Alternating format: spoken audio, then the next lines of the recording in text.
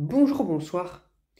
Aujourd'hui ou ce soir, on se retrouve pour une nouvelle vidéo. Alors dans cette vidéo, je vais vous montrer les nouveaux plafonniers qu'on a, moi et Vincent, installés. Donc voilà, comme vous pouvez le voir, les Mazda Galia sont là. Voilà, je ne les ai pas jetés, hein. Non. J'en ai gardé une sur les deux, malheureusement, et je sais laquelle que je vais prendre, c'est celle-ci, je pense. Je l'ai derrière, elle est un peu en mauvais état. Je pense que je vais la... je sais pas si je vais mettre la pièce en pièce ou pas. Mais en tout cas, depuis, du coup, on a remplacé les plafonniers, puis on a fait ça au mieux. C'est-à-dire que les câbles ne pendouilleront plus dans la chambre. Vous verrez bien, je vais vous le montrer ça tout de suite. Prêt? 1, 2, 3. Ah! Ah là, c'est plus propre quand même. C'est beaucoup plus propre. Comme ça. Avec des goulottes et une boîte de dérivation. Bon, elle n'est pas parfaitement droite, mais au moins, ça fait beaucoup mieux que d'avoir comme il dit Vincent sur son live, là, des fils cheveux qui pendouillent comme ça, là. En plus, c'était de l'aluminium, du coup, ça pouvait chauffer, mais là, non, ça n'a pas chauffé, heureusement. Mais là, pour le coup, on a mis vraiment du bon câble. Je vais vous montrer la boîte de dérivation, je vais la démonter. Enfin, je vais ouvrir le capot, en fait, de la boîte de dérivation. Et du coup, voilà. Donc, voilà à quoi ça ressemble. J'ai aussi essayé de masquer les trous des chimolies. Alors celle-ci elle a carrément cassé, donc du coup j'ai dû mettre autre chose à la place. Et j'ai aussi masqué j'ai aussi enlevé plutôt là les repères en croix à papier des anciennes réglettes Mazda Gaia. Donc là et là. Du coup voilà un petit peu à quoi ça ressemble. Du coup je vais vous montrer ce qu'il y a à l'intérieur dans la boîte de dérivation. Comment c'est fait à l'intérieur. Donc j'ai ouvert la boîte de dérivation. Donc du coup nous avons ce câble là avec un peu de peinture et celui-ci qui est là. Donc ça c'est le câble d'entrée, donc c'est ce qui sort du plafond. Et là nous avons les deux petits fils, donc avec deux wagos, hein. Donc un wago phase et un wago neutre, où on a mis les deux nouveaux fils, du coup qui part un par là, un autre là et un autre là, et une phase qui part une phase là et une phase là. Donc voilà, donc du coup c'est relativement simple comme installation. Voilà. Il n'y a plus qu'à mettre leur câble, le capot. En plus c'est une vieille boîte IP55 du coup étanche, donc j'avais que ça sous la main, mais bon voilà.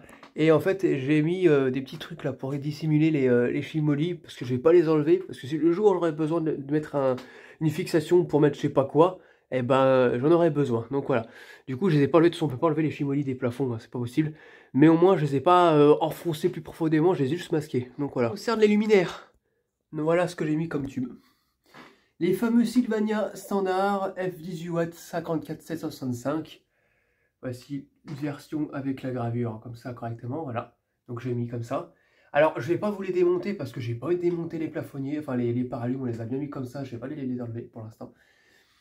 Mais en fait ce sont les mêmes configurations que les Mazda Galia, c'est juste que celles-ci elles sont mieux faites parce que regardez, là nous avons une sorte de petit paralume, enfin de petit réflecteur en fait en métal, qui permet non seulement de 1 de réfléchir la lumière et de 2 de dissimuler les câbles qui relient au douille déjà de 1, et de 2 c'est full métal. C'est que du métal, contrairement au Mazda Galia où c'était du plastique sur les côtés. C'est que du métal. Donc voilà, c'est vraiment que du métal. Et les plafonniers sont neufs. Donc voilà quoi. Je vais vous montrer maintenant un petit extrait quand je les ai reçus neufs, les plafonniers, enfin quand je les ai reçus, quand je venais de les recevoir, quand je suis venu les chercher. Vous verrez bien que les starters, en fait, c'est comme les Mazda Galia. Il y a un starter là, un starter là, un starter ici et un starter là, caché derrière le paralume. Et ce sont des starters d'origine de chez Mazda, un peu plus anciens que les Mazda comme ça, là. Voilà. Ils sont encore un peu plus vieux que ceux-là. Donc du coup, ils sont superbes, quoi. Du coup, je vais vous montrer ça sur le court extrait, là. Mazda, Visa. Bon, ils fournissent ces starters, au moins c'est cool. Voilà, les starters d'origine, Mazda S2, et puis les ballasts, c'est des Mazda S2 aussi. Mazda S2, des Mazda tout court, les Mazda S2. Ouh. Je sais pas, la clé. Bon, le condensateur, je vais l'enlever. Hein. Enfin, je vais le condamner plutôt. Voir un petit peu l'extrait là, où je présente aussi vite fait les starters. Les ballasts, c'est pareil, je vais vous les montrer aussi très légèrement. C'est des ballasts Mazda hein, à l'intérieur, de chez Philips. Mais ce sont des ballasts Mazda, c'est pas des ballasts VS qu'on met habituellement. Bon allez, c'est parti pour le test. Hein. Je vous mets en grand plan. C'est parti. 1, 2, 3. Waouh! Magnifique. Oh là là là là là là là, magnifique de chez magnifique. Voilà, avec des tubes neufs en Daylight. Voilà, de chez Sylvania. Bon, j'ai mis du Sylvania parce que de toute façon, dans tous les cas, je ne pouvais pas mettre du Mazda. Il n'y avait pas les tubes d'origine, ils les fournissaient pas à l'époque. C'était séparé, donc voilà. Donc voilà, les tubes Sylvania à l'intérieur, en Daylight. Donc c'est du 765, ça va, la couleur, ça ressort plutôt bien quand même. C'est une bonne couleur. Voilà. De l'autre côté, pareil, hein. C'est que du Sylvania. C'est pas des... Voilà, quoi. Magnifique. Ça me rappelle un petit peu le premier Tuflo qui a éclairé ma chambre. C'était un général électrique en F18 watts 54. Bah là, c'est pareil. Voilà. Donc là, c'est de chez Sylvania. Et en plus, ça donne un très beau rendu, hein. Vous voyez pas comme ça, mais ça fait comme si on avait des Velux à la place des tubes flots. C'est superbe joli, quoi. C'est superbement joli. Donc voilà. Non, vraiment magnifique. Bon, par contre, le peu que j'ai déjà utilisé, regardez, bon, on verra peut-être pas trop la caméra. Ah, hop là. On voit qu'ils ont légèrement cramé, mais vite fait, je sais pas. Vu qu'ils n'ont pas de cache électrode, ceux-là. Oui, parce qu'ils n'ont pas de cache électrode. Ils n'ont pas de cache électrode, ces tubes-là. Donc, bah, du coup, on voit quand ils les mettent, hop.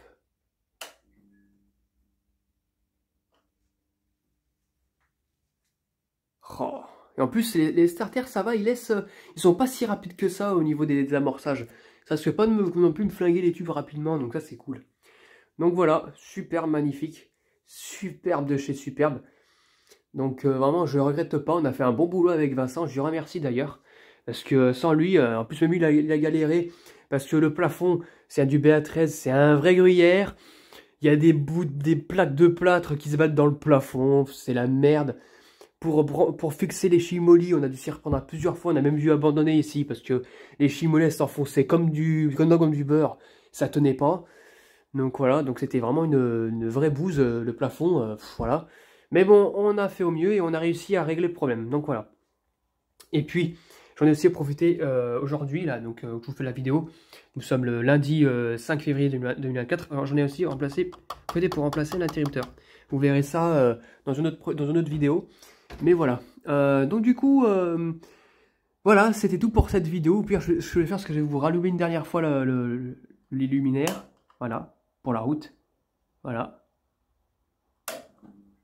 Hop là. Voilà, superbe. Donc voilà, c'était tout pour cette vidéo. J'espère que cette vidéo vous aura plu et à très bientôt pour une prochaine vidéo. Au revoir.